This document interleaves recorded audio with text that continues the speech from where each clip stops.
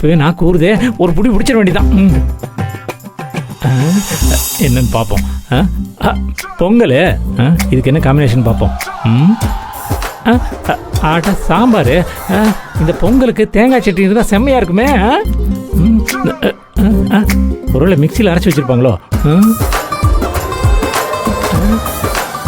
தேங்காய் சில்லு. ஓ கரண்ட் ஆஃபா, அதான் தேங்காய் சட்னி அரைக்காமல் வச்சுருக்காங்க. கரண்ட் வர வரைக்கும் ஒன்று பண்ணுவோம். இந்த தேங்காய் சில்லு எடுத்து வெள்ளத்தோடு வச்சு கலந்து சாப்பிட்டோம்னா இன்னும் தும்மல் சவுண்டு காணுமே.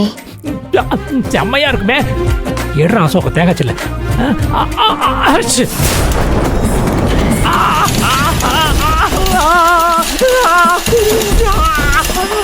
ஐயோ ஐயா, என்ன பண்றீங்க? கையெடுங்க.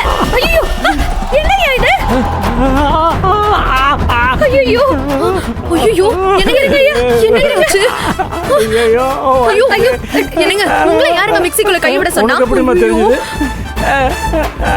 மிக்சியில் கிடந்த தேங்காய் சில்லு எடுத்து சாப்பிட பார்த்தோம்மா, விரல் தக்காளி சட்னி ஆயிடுச்சுமா. ஐயோ மிக்ஸிக்குள்ள இருக்கிற தேங்காய் மட்டும் தான் எடுப்பீங்களா? ஐயோ வேற தேங்காவே கிடைக்கலையே, என்னங்க நீங்க? ஏய் நீ என்ன பண்ணிட்டு இருந்தப்போ? அம்மா எனக்கு தெரியாதுமா, இவர் கத்தவும் தான் நான் உள்ள வந்தேன். ஐயோ நீங்க சும்மாவே இருக்க மாட்டீங்களா நீங்க? இப்ப பாருங்க எவ்வளவு ரத்தம் கொட்டுதுன்னு. ஐயோ ஐயோ என்னங்க?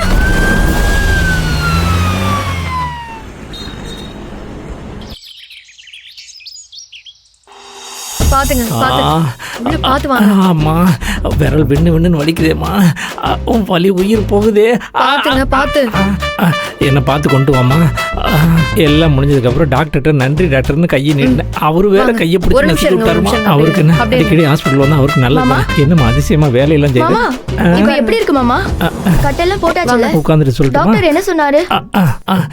அவர் என்னத்தமா சொல்லுவாரு, மிக்ஸிக்குள்ள எதுக்கு ஏன் கையை விட்டேன்னு திட்டினாருமா.